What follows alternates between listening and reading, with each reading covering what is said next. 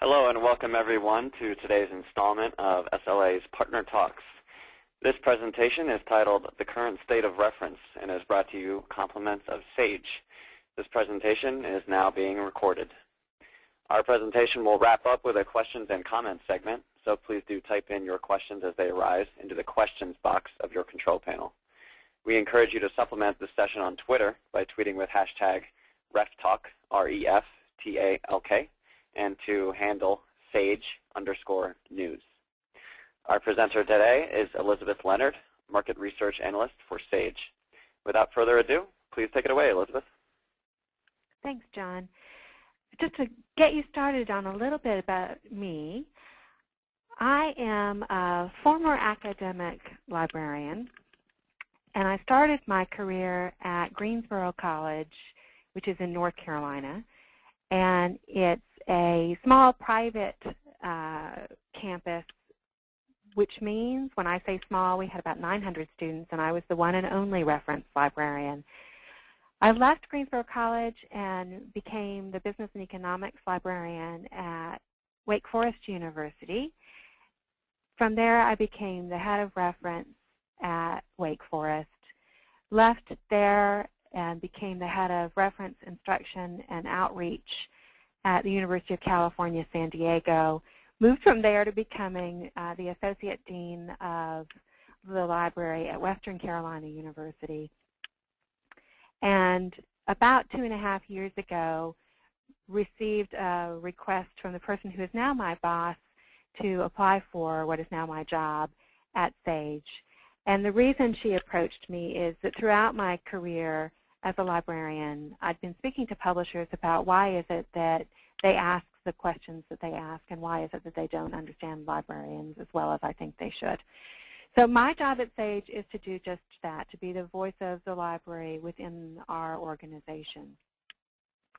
One of the things that I noticed from the beginning of my career through the 2.5 years ago when I left academic libraries is that how people were discussing reference changed significantly. And I hadn't really tracked it as closely as I feel like I'm about to do, because when you're part of something, it just feels natural to you in a way that when you're looking from the outside in, it might require a little bit more explanation. So last year, I put forth a project to get a better sense of what really is going on in reference so that I wasn't drawing on just my own individual experiences when I'm talking to people about reference, but can make sure that I'm getting a better grasp of truly what's the landscape like for reference today.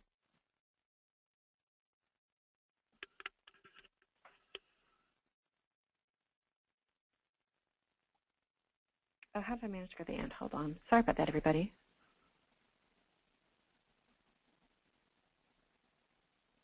Okay, so what I'm hoping to talk to you about are just a couple areas from that survey that was done last year. And so we're going to go in more deeply into budgets and to the perceptions of reference, and then end with questions and comments. So last June, I sent invitations to complete the survey to a fair amount of listservs, including PubLib and CallDev, ACNet, and every SLA chapter list that I could find around the world. I also sent email invitations to participate to 800 different reference collection development and acquisition librarians. And the reason that you see such a wide range of librarians is that I was starting to hear that collecting for reference was no longer being done by people working in what you might call a reference department. I did my very best to keep the survey as short as I could manage to do it. So there were 32 questions. And the questions ranged from what's the state of your budget, what's your budget structure, are you buying print or electronic, to who do you see as the user for reference, how satisfied are you with the use of your reference collection, what kinds of things do you classify as reference, of those things, which things do you think are important reference items, How do you market for reference? Do you care what platform your reference sits on? What impacts your decisions to buy or not buy what you may or may not call reference? And then to thank people for participating, because I know 32 questions, when some of those questions are open-ended, can be kind of painful. We had a drawing for someone to win an iPad mini. And then because it's my nature and I don't believe that surveys should ever stand alone, I tried to follow up then with as many people as I could through interviews and focus groups so that we could dig in a little bit more into why people were providing the answers that they did, as well as to do some member checking and for me to say, so if I said the following thing, would you end up reading it and thinking, no, no, no, that doesn't at all represent our community? So the interviews and focus groups were to make sure that the nuance was able to be put into the study. We had 471 responses. Most of the questions were not required for people to answer, and so I can't say that we had 470 responses to every question. And we had 600 people who came to the very first page, but who'd never made it past the first page. Of our respondents, 90% of them came from North America, 6% from Asia Pacific, 2% from Europe, 1% from South America, and 0.5% from Africa, which I think ends up meaning a single person. 58% of the respondents were academic librarians, 13% were corporate librarians, 12% from government or military, and 1% from school libraries. Okay, so as I said, I'm going to focus on two of the big portions of the survey, which are around budgets, and I'm going to then conclude with perceptions of reference. So digging first into budgets. One of the questions I asked was, what has been the state of your reference budget over the last 5 years? And I asked this so that we could get a sense of what's led up to things to the current moment. And you'll see that there's not a great distinction between how people's budgets have increased over the last 5 years between academic, public, and special libraries. But there is a fairly big difference between the amount of people who were saying it has either stayed the same or decreased. So public libraries were saying 15% that it was staying the same, and 65% of them said that their budgets had decreased, as opposed to 29% in special libraries and 49% saying that it had decreased. What I hadn't asked here, and I wish I had, is how many people had no reference budget at all. But I had asked in the next question, how many of you have eliminated or would think that you'll be eliminating your reference budget over the next 5 years? And for that one, less than 1% of special libraries and academic libraries were saying that they're thinking that they're going to be eliminating their reference budget over the next 5 years. And about half, for almost all of the libraries, were saying that they expect their reference budget to be decreased over the next 5 years. About 33 to 44% of people saying that they expect for their reference budget to remain the same. And then the very first line there is the amount of people who were saying that they think that their reference budget would actually be increasing over the next 5 years. And yes, indeed, there were people saying that the reference budget would be increasing over the next 5 years.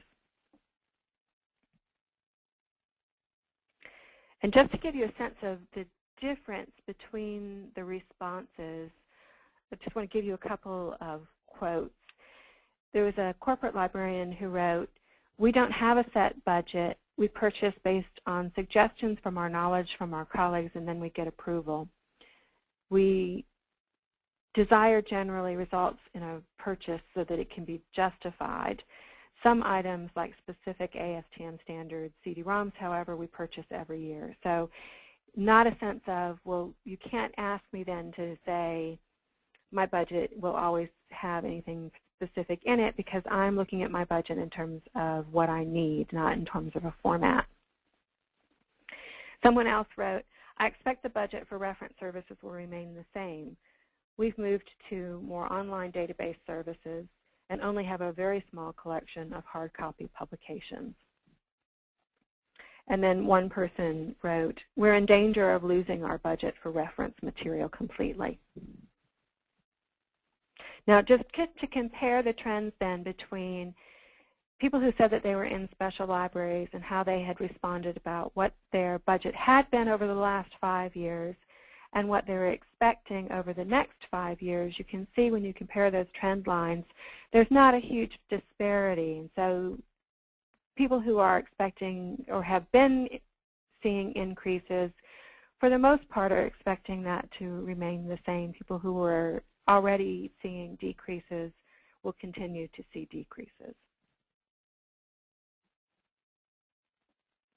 Carrying on with the trends, when I started looking through it all to try to get a sense of what really then is going on with budgets, it seemed to be a couple of things were going on. One is that for a lot of libraries, they were consolidating their budget lines, and that there was no longer then a separate budget fund for reference, and instead there'd either be 2 big pots, a print pot and an e-resources pot, or just one general fund that everybody could draw from.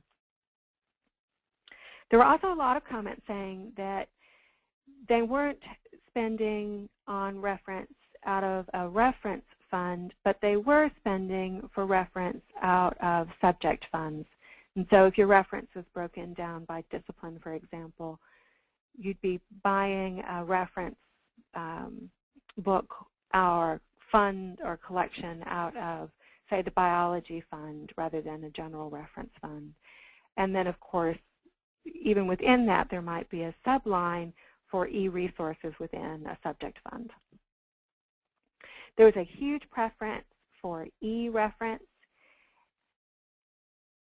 with some people commenting that they couldn't even believe that I was asking throughout the survey about print, because surely everyone is all on board the e-train. There was, from that kind of comment, that seems to be one of the reasons why some of the reference budgets were being eliminated, as well as why people were needing to increase their reference budget, is because they were then, rather than buying single print items, buying large-scale collections, and that format shift was causing an increase in their spend. Some people were commenting that their growth was more in terms of supporting new programs that their institution was taking on. And then in terms of reductions, it was often because of the amount of money that they were needing to spend on journals and other e-resources, and that was cutting into anything considered print-based, and especially for some libraries, reference itself. The last thing that people were saying is it's not necessarily that the budget spend for reference was being increased or decreased in and of itself, but that one-time funds were how all of their big purchases for reference were being made, and with some people saying that even buying a large encyclopedia set was having to come out of one-time funds in a way that it had not been true for them in the past.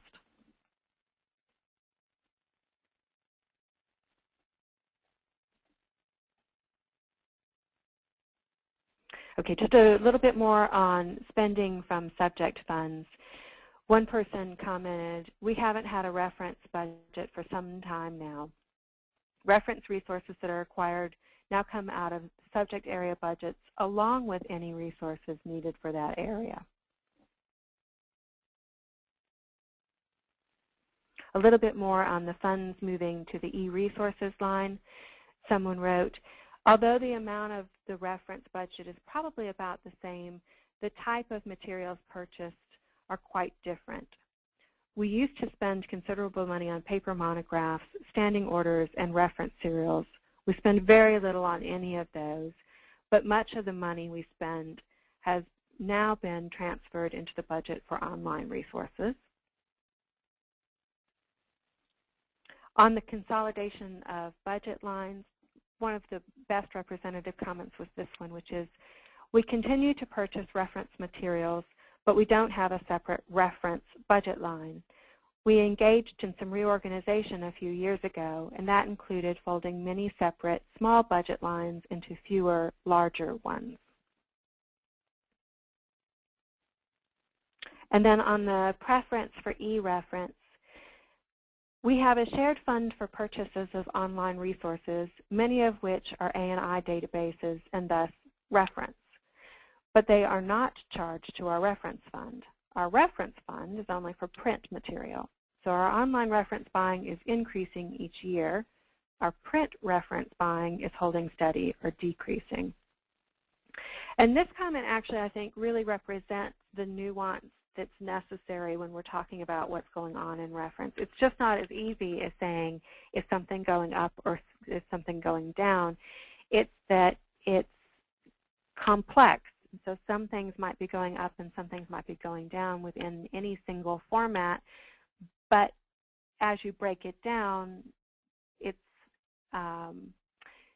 more about, is it electronic, is it print, and not necessarily so much about which part of the collection are you thinking about it being. And then for people who were saying that they've got some new programs, it could be something like this. So for one library, their budget was cut, but they said, we will be gaining 3 new residency programs. Therefore, in certain areas, I think our budget will increase to meet GME requirements. And then lastly, on the importance of one-time funds, we've seen fluctuations in our reference purchasing because though we have definitely seen cuts in the amount of monies we spend, we've also been the beneficiaries of one-time money, which has then been used to purchase all sorts of materials, including reference materials. This has had the overall effect of offsetting cuts in the budget. Okay, now digging a little bit more into then really truly, are people interested in e, or are they still interested in print, and then what might be the mix? And it was interesting for me reading the comments because some people were really upset that I was even asking about print because they just couldn't believe that anyone in the world was still interested in print at all.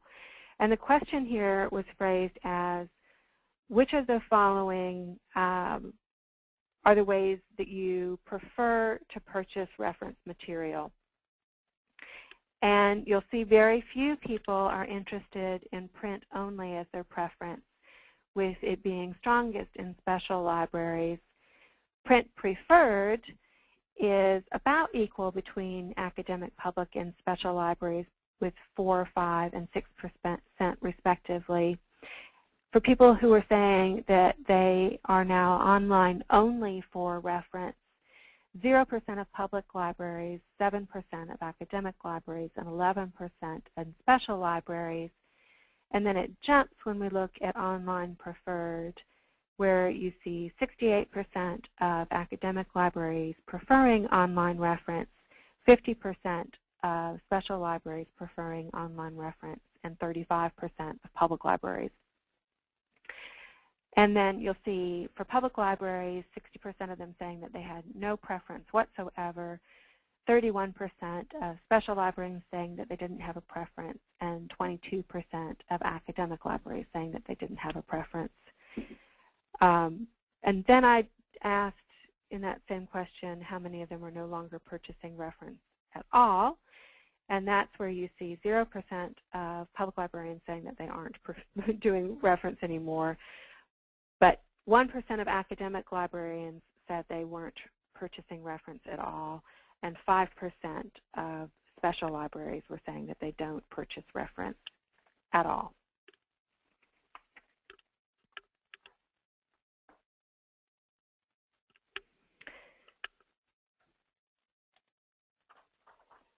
for me, what became very interesting about this is the notion that online preferred and what it might represent is not necessarily as easy as the table might make it seem. And so when people were commenting on this particular item, there were comments around, it kind of depends. It's not as easy as it might seem. So I might prefer online where the material doesn't need to be browsed in print, or where the price is still one that I can afford. And the reason that people seem to like the online also differed pretty strongly, with some people saying they preferred the online because they have people who are not able to see something in print, or because they think that the way that you can use online is more powerful than the way that you can use print. Okay, we're going to shift to what are people buying and how are they buying it, to how then are librarians perceiving of reference itself. And I encourage you before, and I'm going to just pause for a moment, before I really move into this, if you've got any questions that you want to make sure that I address in the question and comment section, to please go ahead and type those in before you forget your questions and before I move on to the perceptions of reference, and we'll then take those at the end. Okay, so the perceptions of reference was asked all sorts of different ways for me to get a sense of, are librarians thinking of reference any differently than they used to? Are they thinking that their patrons think of reference in any particular way? And then weaving throughout that a little bit of, does it matter how access to materials works? And one of the things I'm not really going to get into is the very first question that was on the survey, where I asked, do you see any of the following kinds of things as reference? And if so, which of these things would you say is the most important reference item? And I'm not getting into that one, not because I don't think it's important, but because it's a rather confusing one and will take a fair amount of time to go through. But what I'll say before I move on is, it for me became a keystone of how I was viewing the rest of the survey, because people were answering differently for how they were seeing what is defined as reference between what they then said was the most important reference item. And when I say that, what I mean is one of the items was an online database, which people said was not reference, but then said was the most important kind of reference. So I want you to tuck that one away, because it is something that we need to talk about as we wrap up, which is, so then what is reference anyway? I asked, who do you think reference is for? And generally speaking, the sample is a bit skewed because we had more academic librarians than we had anyone else answering the survey. So it's not that librarians in general think that undergraduates use reference the most. This is that academic librarians compose most of our response. So for those librarians, the academic librarians, they were saying that undergraduates is more the target for reference than graduate students, that research faculty seem to use reference more than teaching faculty, and then for those people who were coming out of medical libraries, they were saying that doctors use reference more than nurses. And then there were some general comments around practitioners using reference, but not too many comments about that. One person said that sometimes the requests for reference come from patrons, but more often than not from colleagues, and that's after they're dealing with patrons and noticing a need, as well as requests for reference coming from professors. And while that one might seem to be more about collection development, it really does come down to comments that were made throughout about reference feeling like it's become more for librarians than feeling like it is truly for the patron, because patrons don't necessarily know what kind of thing they're using and don't even necessarily notice if they're in a journal or a book, let alone if they're in an encyclopedia or a handbook. That said, there were people saying that they get very specific requests from their patrons for subject handbooks, for databases, especially subject databases, encyclopedias, dictionaries, and updated editions, and of course requests for journals, specific articles, and textbooks. So there was a lot of confusion about how I could even use the word reference.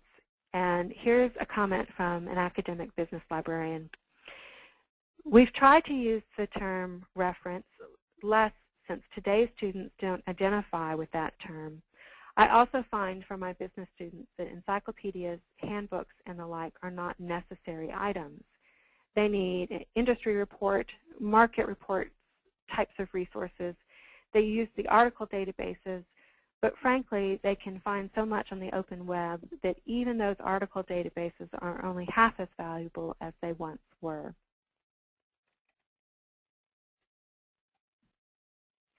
Okay, so moving on to perceptions of awareness. When asked what percentage of your patrons do you believe are aware of your reference resources, 13% said less than 10%, 32% said between 10 to 30%, 22% of the respondents were in the about 31 to 50% of their patrons they thought were aware of their reference resources, and only 16% said between 51 and 70% were aware, and 15% said more than 71% were aware of their reference resources. How satisfied were librarians with that perception of patron awareness? Mostly they were dissatisfied, so the strongest response was 37.8% of the respondents saying that they were dissatisfied. About 36% said they were neither satisfied nor dissatisfied. 17% said that they were satisfied, and about 3% said that they were very satisfied with perceived patron awareness. And that does get back to the comment around, well, maybe they don't need to know what is it that they're using. They just want to get an answer for it. And it got even more interesting when there were librarians who were then commenting that they didn't ever expect for their patrons to be aware of reference as much as they wanted to make sure that they just used what they needed to use.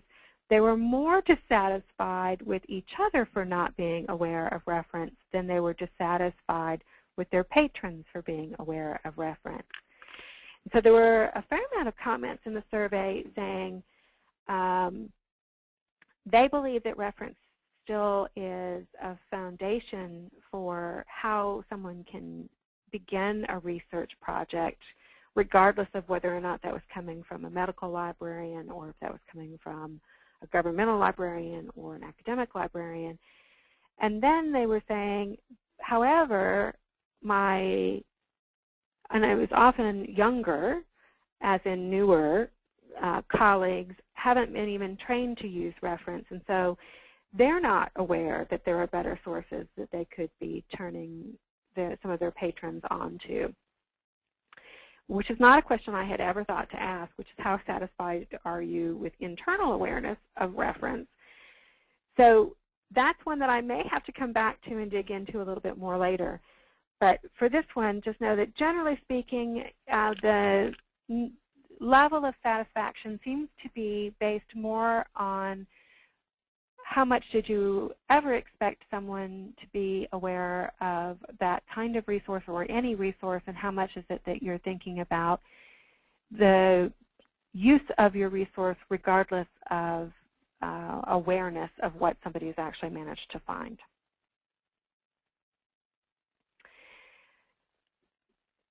I asked, what are the major points that you use to have your patrons discover reference resources, and what do you think the top ways then are that your reference resources are being found?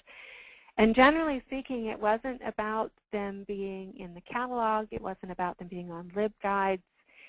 In terms of actually discovering reference resources, for the most part, people were finding them, according to the librarians, because the librarian has put one in front of someone. Second was following the direction of an instructor. And occasionally, I'm saying instructor, but occasionally that was some sort of colleague, as in a physician telling another physician, or a researcher telling another researcher. And then the last item where there were a significant number of responses was by searching online, and primarily what people were referring to there was either Google or Google Scholar, and from there being led into a library resource.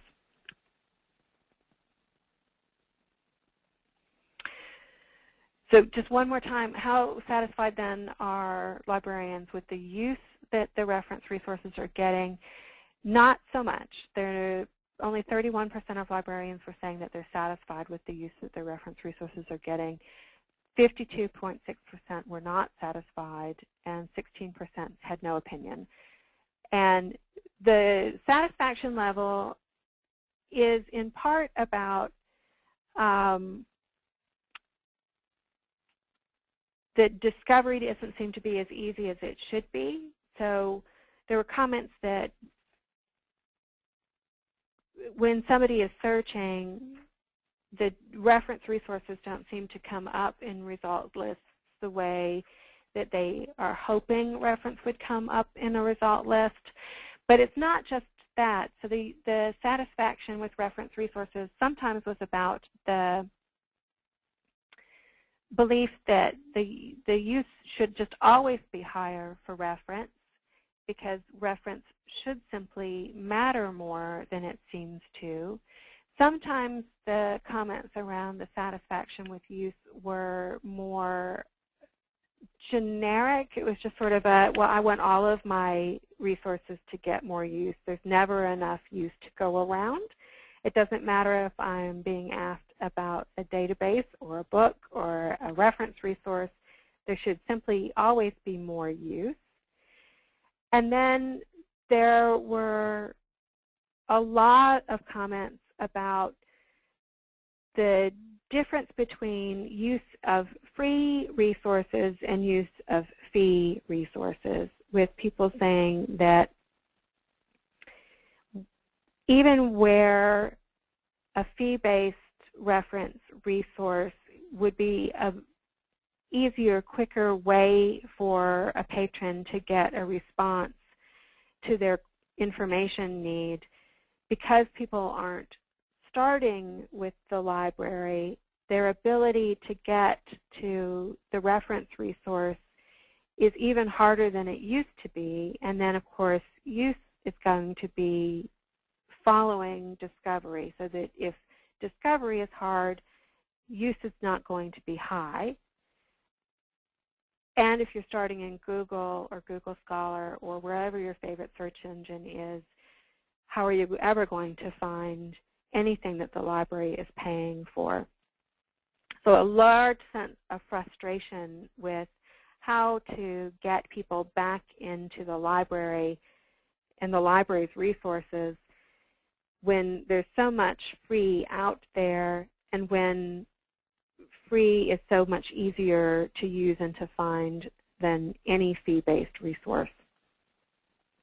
Making that even more complicated when the library's budget for reference is getting pinched, and librarians are having to then try to make the case for continuing to buy reference. Asking how do you feel about the use of your reference resource gets tied into, I'm trying really hard to protect my reference collection, but I can't. And all of the money is going to serials. Serials are getting used. Reference is, while it's often less expensive than a journal, not getting used at the same level that a journal or an ebook collection is getting used. So please, God, help me figure out how to get people to the sources that I think that they need, including reference. Okay, just a couple more things on discovery. One person said that the Discovery service doesn't make it possible to filter for reference, and that they think that their catalog does a great job, but the students don't start there. The major reference vendor that this person used isn't in their Discovery service, so it's not indexed. And then Reference Universe, the index to reference content, doesn't work well enough in their Discovery layer or even on its own to get students into that content, which is a problem that needs to be fixed. And this one you could substitute for any name of any product, comments throughout the survey with people saying it's just not easy to get to any indexed reference content. All right, then lastly, as we move towards the end of what I'm wanting to think about in terms of perception, is it's not just about discovery. And there were comments about each of the following categories of why it's not just about discovery. And so I'm going to just move through these one at a time. One is, when you think about usage, it just could always be better, and that there's never enough usage of any resource.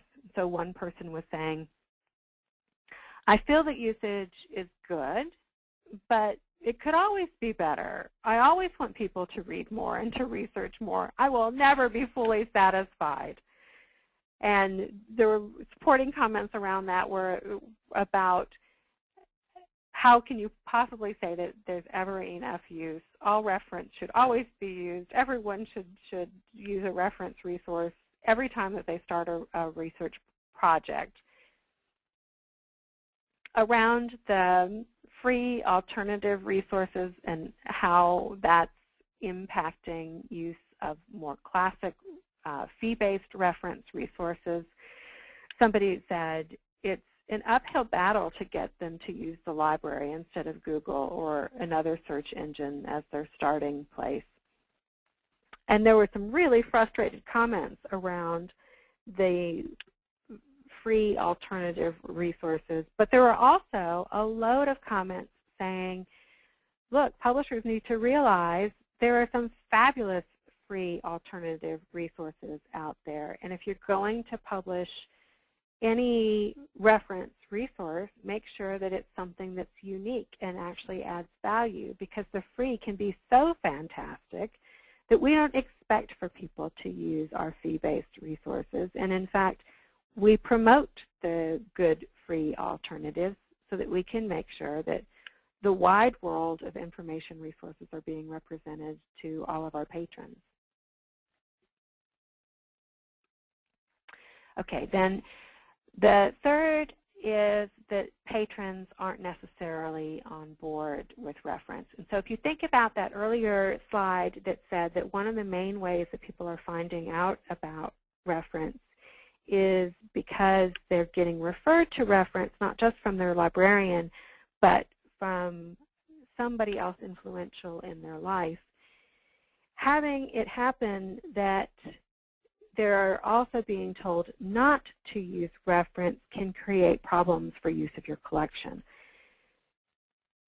The best example of this seems to happen more in academic libraries than in the other kind of library type, where there are faculty who are discouraging students from using reference materials and actually saying to students, I only want you to go off and look for, and this is a very classic example, 5 journal articles and 3 books, and I don't want you to be citing in your paper in encyclopedia, because that's just too basic. I want you to go off and do real research. So books and encyclopedias can get lumped in together, with some faculty really saying they only want their students to look in journal articles, but reference truly on the fringe for some faculty. And just so that you get a voice of somebody who answered the survey on that topic, someone wrote, many faculty discourage students from using reference materials when they're great places to start the process. So there's a real feeling of frustration that faculty don't respect reference and don't understand the place of reference, and almost see anything labeled in encyclopedia as almost K through 12 in nature, that they see it as too fundamental, too basic, too rudimentary for anyone outside of high school to be using. The next category of people who are saying that they're having issues with usage is that it's because there's just not enough value for the money. And this can be because some of the large collections cost enough that you're looking at it differently than you would have ever seen a print single volume or single encyclopedia set or single handbook, where the usage cost would have been easier than in an e-world. And so getting enough use to justify the money that you've spent is a difficult thing intellectually as you're assessing all of the other needs that you've got in your collection. And then the one thing that was added to that by a couple of people was that they're assessing that value for money not just upon the fact that use isn't high enough, but that the research value isn't high enough for them either. So that it's not just that other patrons who are influencing your collection are saying that they don't necessarily see enough research value, but librarians aren't all seeing enough research value in reference either. There's a lot about there not being enough promotion for reference, and that librarians need to find ways to promote their reference resources more, and they wouldn't be more satisfied until they knew that they had tried to promote reference more. And believing then that all reference resources are going to be basically underused until there's some other way to drive awareness of those materials, because in the end, librarians are going to increasingly be more selective about what they acquire in print and electronically, and because usage does drive renewals. And so there's this discomfort in wanting to say that you can just look at the usage numbers, that you need to look at the usage numbers and also look to see, before you cancel something or you eliminate a budget line, that you've done your best to make sure that those things that you believed should be used were out enough to have a chance of being used. There were people who I would call sort of the classic reference librarian, and I would put myself, when I had been in practice, under this category of user, where the value is in the answer. And so it doesn't matter whether or not reference is used once or if it's used 10 times. It's not about there being a magic number that you're trying to get to, like for a cost per use number. If you believe that that thing that you added to your collection was something that would provide the precise answer that your patron needed. And that I really truly can say, having gone through and looking at all of the answers for people who answered something like that, that the value is in the answer that it's able to give in a way that no other source could give.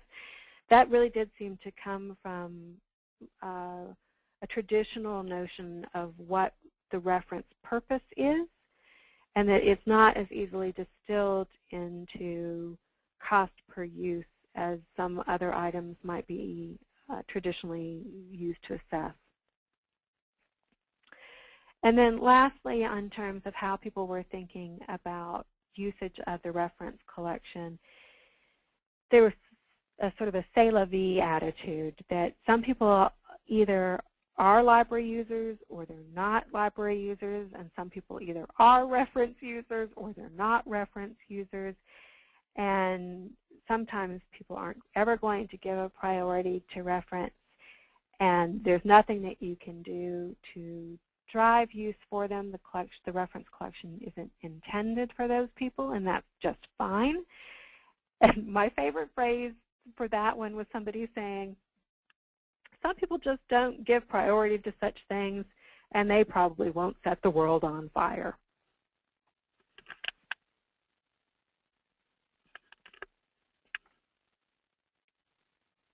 Okay, so what does it all mean? As I looked throughout the entire survey, what was clear to me is that user behavior has radically shifted in the last 5 years, and maybe even more if you even think of just about the last 3 years.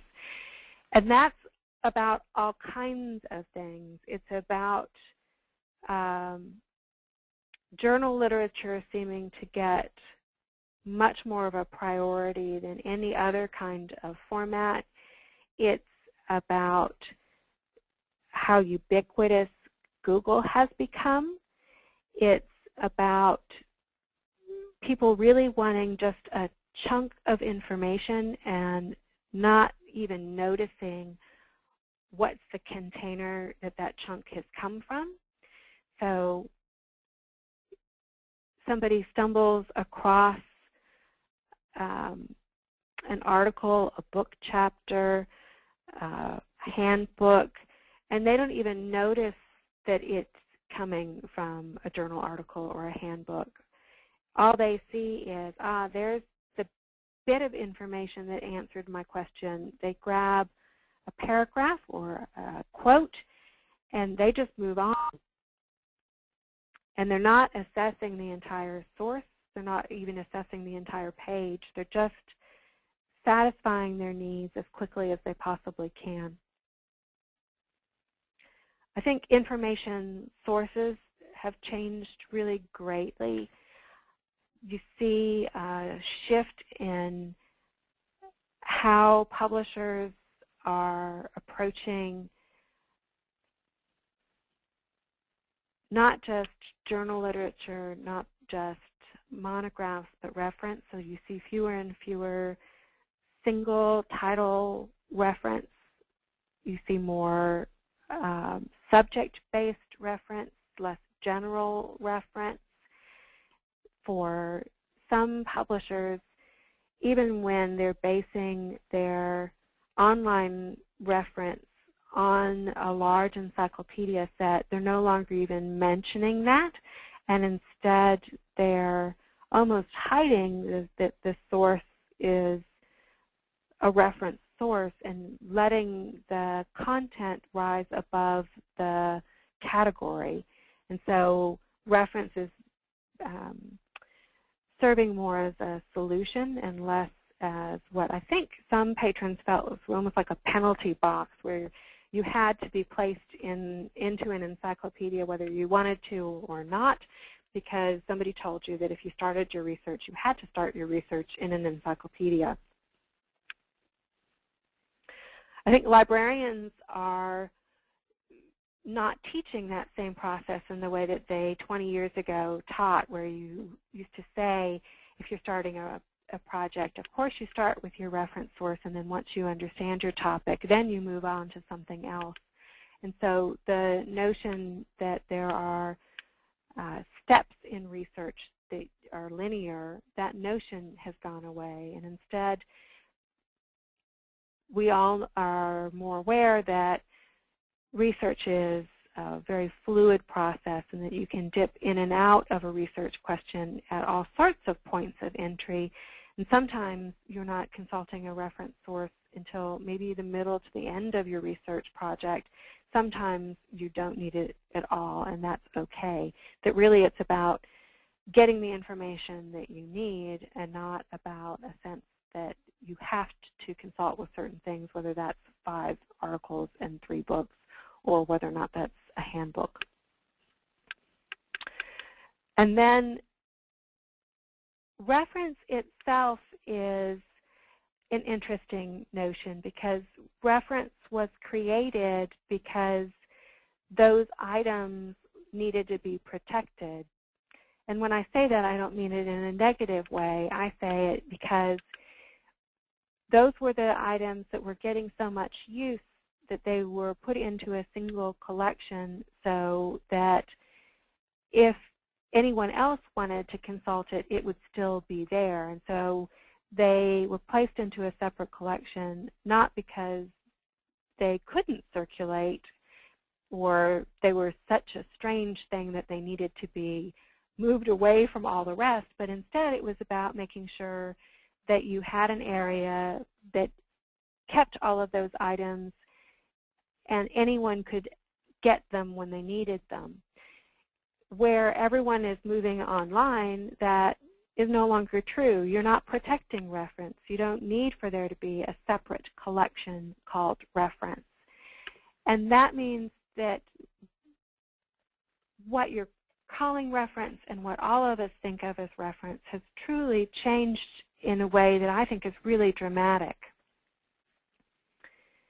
And I think that was what was driving the response to that very first question that I was asking on the survey about, of the following things, what do you say is reference and what do you then say is the most useful reference source, is it's not seen that way anymore. You're not collecting, I must have new encyclopedias in my collection. As you stroll through your reference area and you notice that you've got 5-year-old editions and you go scurrying to see whether or not you've missed a new edition. And instead it's all of those things that we all want for researchers to have access to. All of those things are how you're seeing your collection, and not any format, not any physical area. And that, I think, is making using the word reference tricky, because it's then anything that you help a patron with, you could then be seeing as a reference item, because you're referencing it, and which is the more classic sense of what is a reference and not what is a reference book. And I'm going to close with this, and then we'll move to Q&A. A library director wrote, "I always want people to know what we have and to use it more. It's an uphill battle to get them to use the library instead of Google or other search engine as their starting place." And so really it's not about a single thing. It's not about reference. It's about how do we make sure that all of our users get what they need the way that they really need it, and that the library is an integral part in the research that they do.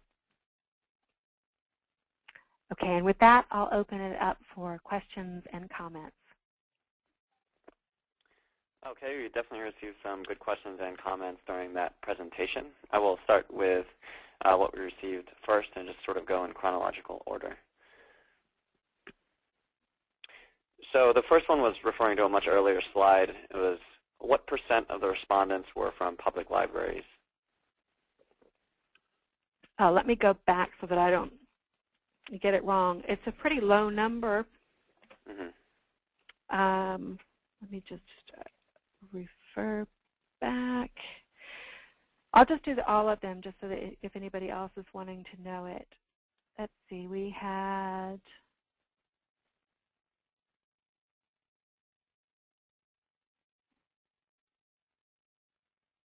about 15% were from public libraries.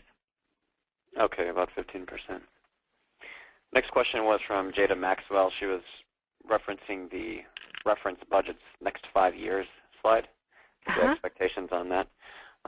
Question was, are government libraries counted in public or special in that slide?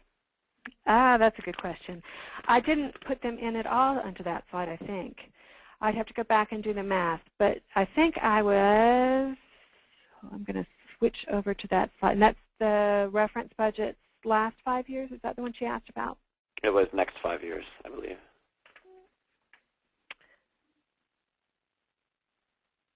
I put them in special. Okay, so they're in special. And then we have our next one. This is from Linda Cranston, referring to the same slide. Doesn't the response for the ref budget depend upon the library's definition of a reference resource? Some disparity in definition there.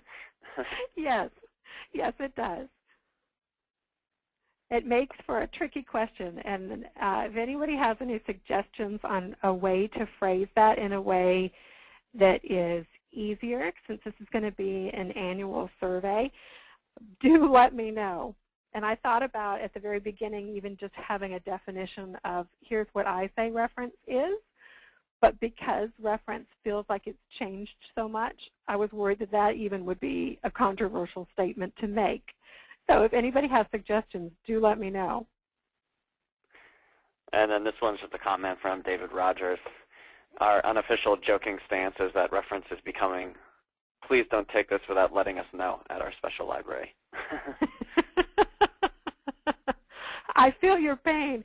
There is that sense that all of a sudden you come in one day and you look at your budget and realize that somebody else has decided what is important for it. So I hear you. The next one's from Sarah Kirby in reference to E and a little print slide. This is just another comment. It says, in my former special library, I had a strong print reference because of ownership. Without a standing reference budget, it was the only way to guarantee future access to that reference. Huh. Interesting. Yeah. And then the next question from Julia Parker. Can you speak to a growing trend in libraries to hand ready reference services to paraprofessionals? Oh. And that's a staffing question and not about the actual materials. And I don't think, and I'd have to go back and look at the questions that I asked, I don't think that I asked any staffing questions. In terms of what I know of that trend, it's got a lot to do with all of the budgetary needs in any particular library, and I see that particular one more in public libraries, school libraries, and special libraries than I do in academic libraries, although there are more non-professional libraries in academic reference desk than used to be true as well there. And that seems to be about a couple of things. And so one is sometimes it's that you're not really getting that many questions at a physical reference desk, but you want to make sure that patrons who are physically in your library have someone to go to get started. And so you go for temp staffing as a way to make sure, or paraprofessional staffing, and they're not the same things, to make sure that that need is getting met. Did she ask paraprofessional or did she ask? The question was hand-ready reference services to paraprofessionals. Okay. The next thing that I think is impacting it is as library directors are trying to get as much as they can out of their own budgets, they're reassigning their librarians to other duties because they're not seeing as much value in what is sort of a classic reference an instruction duty as they might see in something like data or scholarly communications, or what's the other one that I've seen that's sort of new? More sort of outreach efforts, digital collections work. And so as the use of reference is changing and as people are being able to help themselves more, staffing is then following, I think, largely because of that. I'll just say on behalf of paraprofessionals everywhere, and anyone who has worked with me has heard me say this before,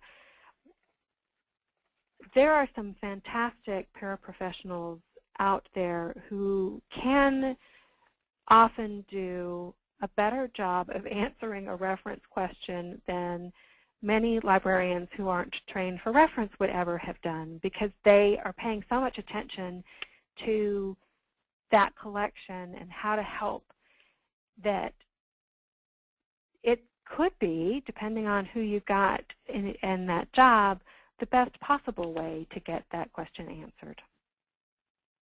And I know that's a controversial statement, so I'll understand if anyone wants to tell me that that's a horrible thing that I've just said. Okay, and then the next one is a comment from David Rogers again. As we enter into more of a multi-site operation across time zones and international borders, we almost have to go to electronic reference tools to support other offices.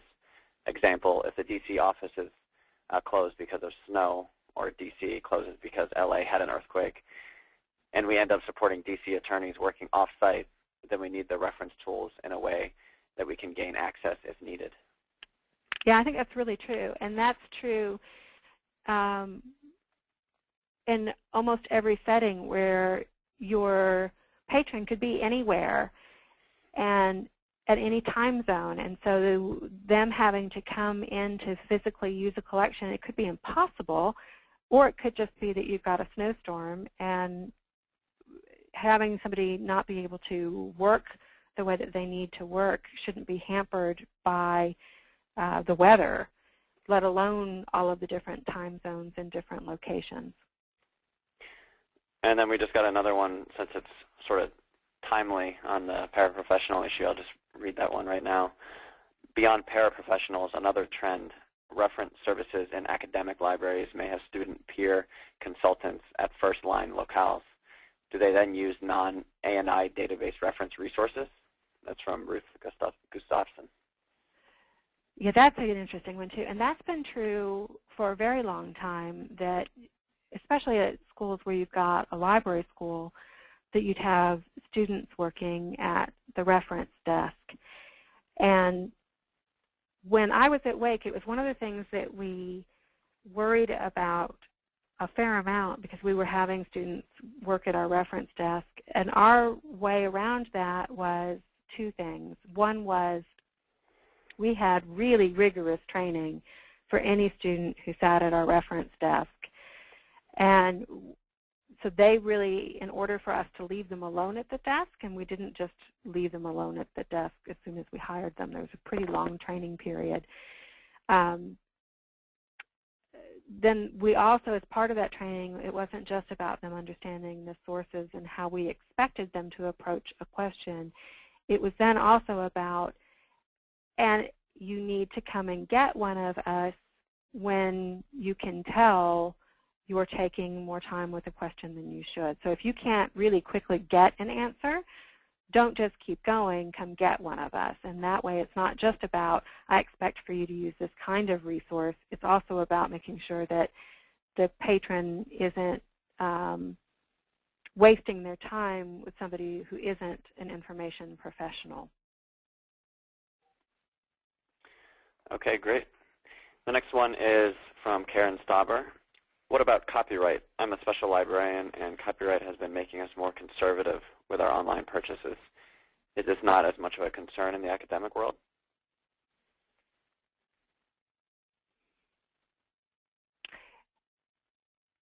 I guess I would need an example. So if she can type in an example of what is it that's on her mind with that one. Okay. If you're on the line, Karen, still, I can take your example in the question box.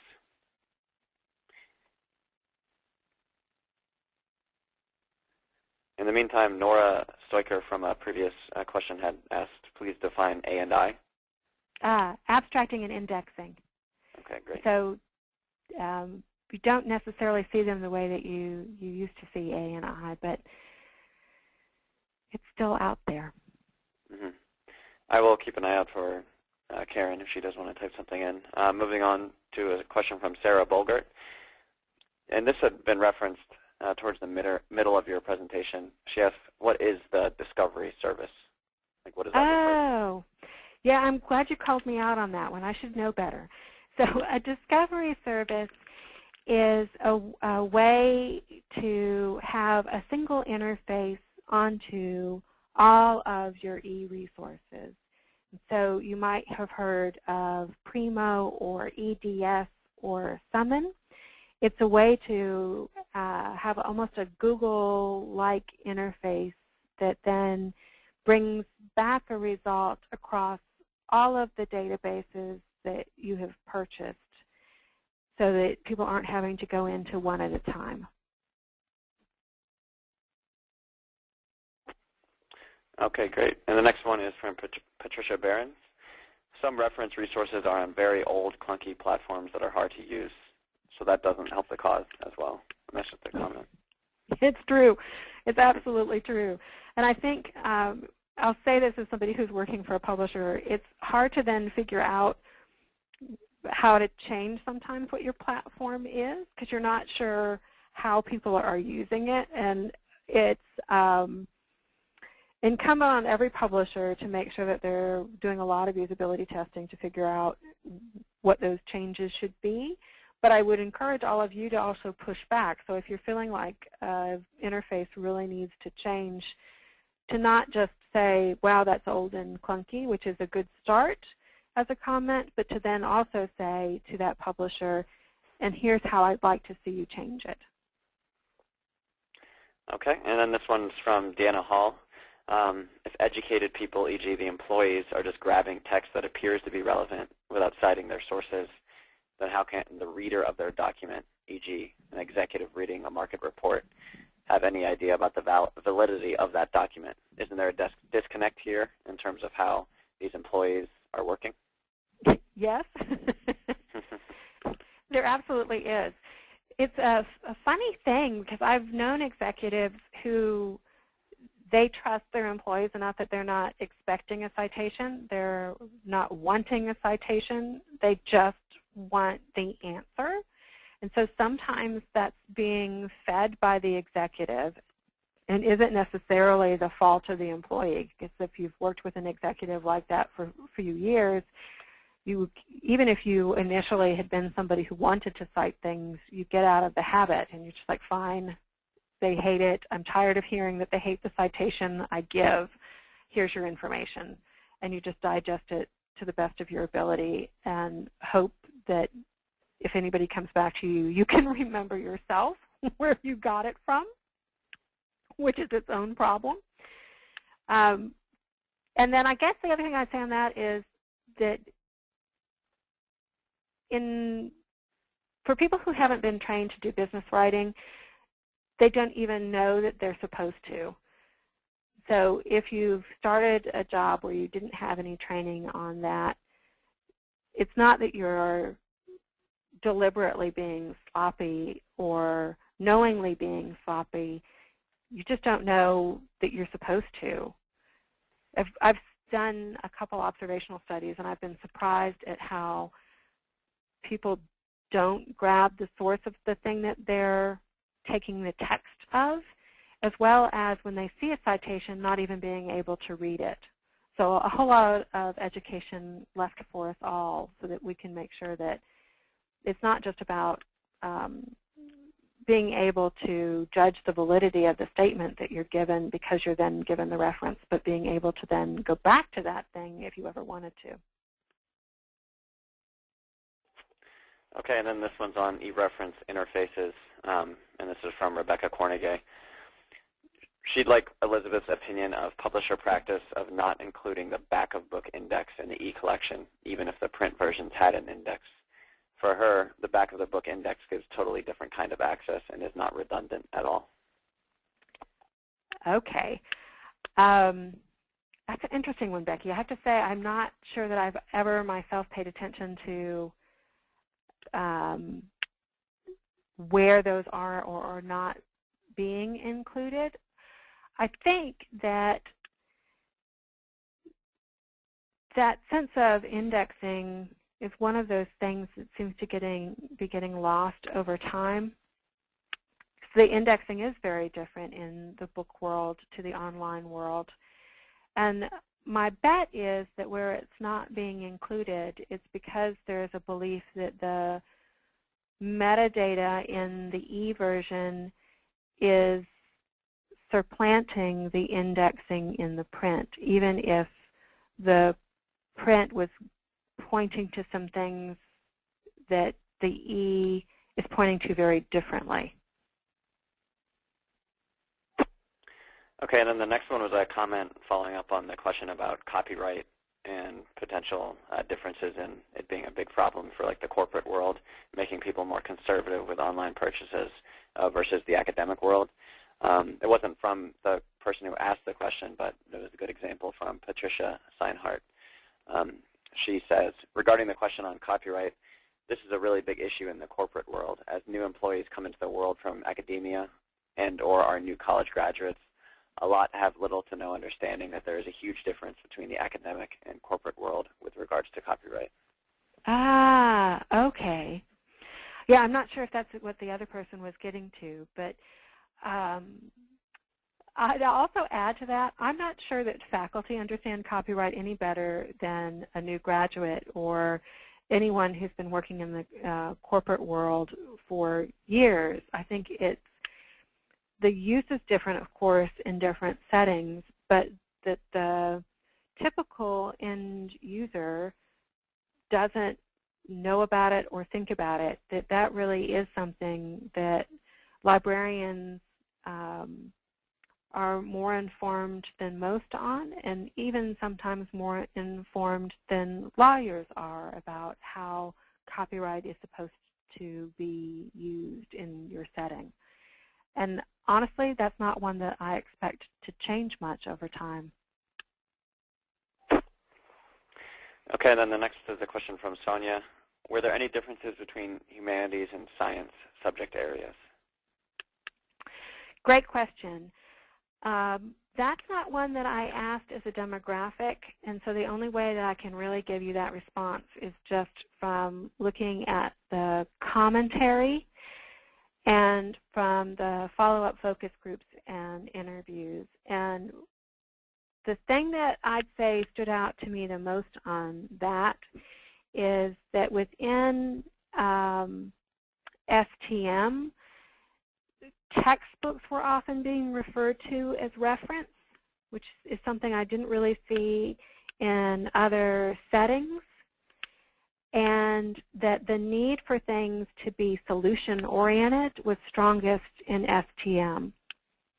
In the humanities, the comments seem to suggest that the handbook has more importance than almost any other kind of reference that we were listing, and I don't know if they were taking handbook the way that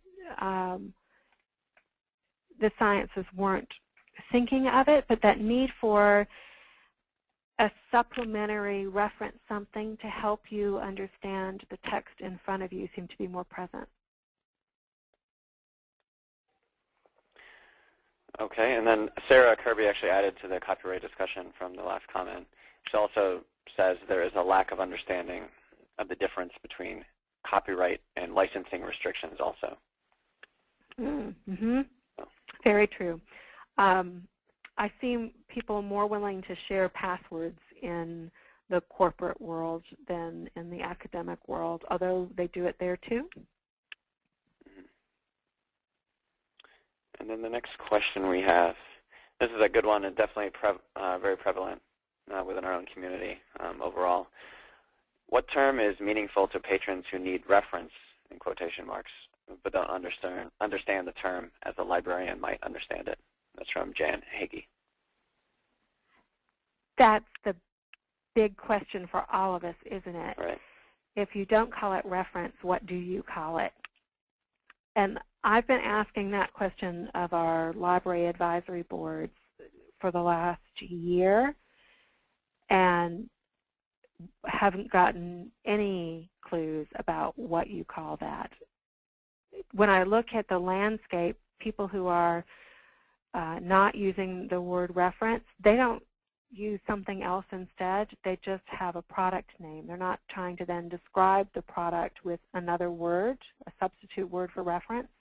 They just remove any definition of what that product is that way. And so then it just becomes, here's all the information you ever needed to know on, rather than here's a compilation of reference resources on.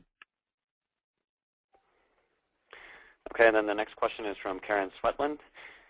She's heard of libraries merging reference collections into circulation collections. Does usage increase if patrons can check out reference books?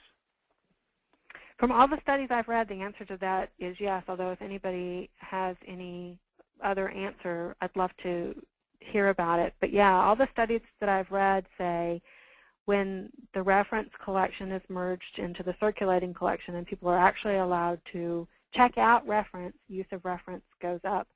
Although I'll have a small caveat to that, which is that people tend to then weed their reference collection before they go and put it into the circulating collection. And where you're putting older editions of things into your reference collection, I would not expect to see those things all of a sudden get used because they're still just old. And I don't mean anything old doesn't get used. I simply mean if it's 1960s encyclopedia on business, the 2013 edition is going to be the one that gets used. Mm-hmm. The next one is just a comment, again, from David Rogers. Publisher standardizing across platforms would be helpful, especially if it can be accessed via the OPAC, OPAC, seamlessly to the end user.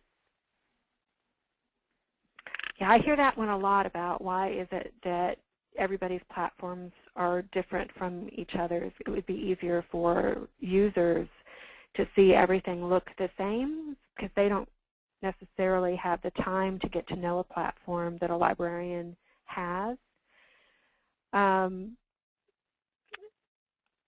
toss a question back, which is, do you really expect for access to occur through your catalog, the OPAC? And then while you respond to that one, if you don't mind, I'll speak on behalf of publishers in terms of why then is it that platforms are all different. It's because when we all do our usability testing, we all hear different things. So what Sage might hear about our platform is different than what another publisher might hear about their platform because, in part, our content is different and our use case is different than what somebody else's might be. So we standardize where we can, and then where things are different simply because of the publisher, that's where you'll really see differences.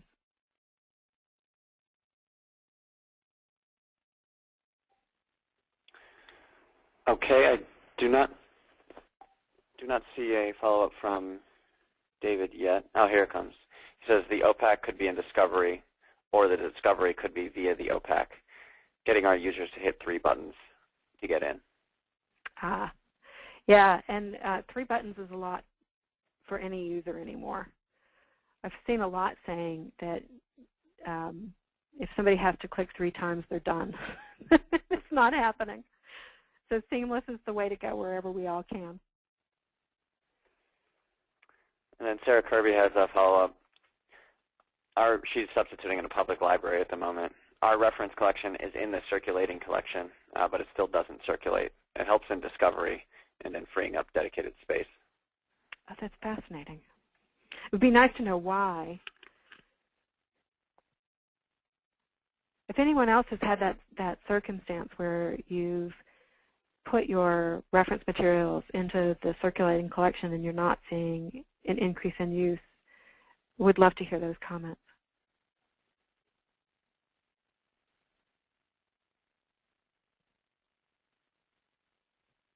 And then Patricia Barron's also kind of, let's see, Sarah Kirby said, people forget to check the reference section in quotation marks. They discover things during shelf browsing more often. Mm-hmm. Yeah, so serendipity is not dead, right? That notion that if you're just browsing something that you'd find it in a way that you wouldn't even if you were looking online, it's still very true. It's nice to know people still are. Mm-hmm. Then Patricia Barron's had a follow-up comment regarding why every publisher develops their own platform. She was told it's because their platforms must also appeal to authors and to people coming to their websites from the outside, via a public search engine.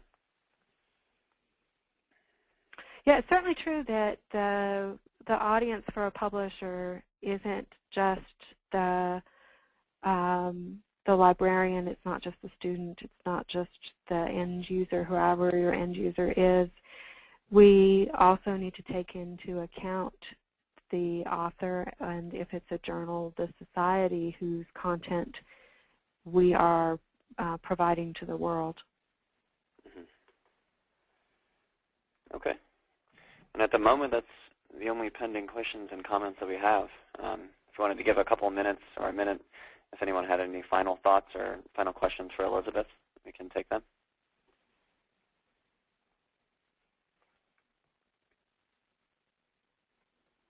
And if there aren't any, or even if there are and people are just typing, just to wrap up on my end, the next steps for this, I'm currently putting the final touches on the white paper that we'll be putting out for this.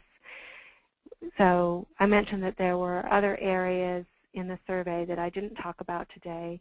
So those areas will be covered in the white paper, as well as some other content even on the areas we covered. So for example, looking at what's the difference between the responses in North America, Europe, Asia Pacific, etc. So that will be in the white paper in the way that we did not get into here. And then the survey will go out annually, so I'll be doing it again this coming June.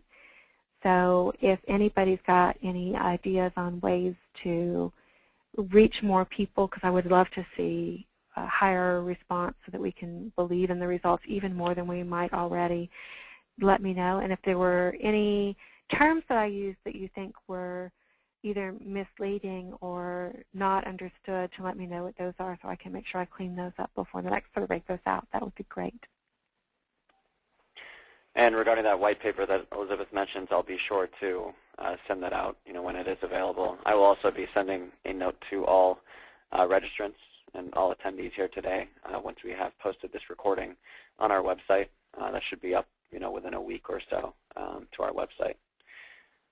So if we are ready, we can go ahead and wrap up. Thank you all for those great questions, and a very special thanks to Elisabeth for that great presentation, and thank you to Sage Publishing for making this webinar possible. Very happy to have everyone here at SLA. This is John Walsh, Director of Business Development and PR, and we'll be signing off. If you have any questions, you have my contact information. Feel free to just go ahead and give me a call or shoot me an email. Thanks again, everyone.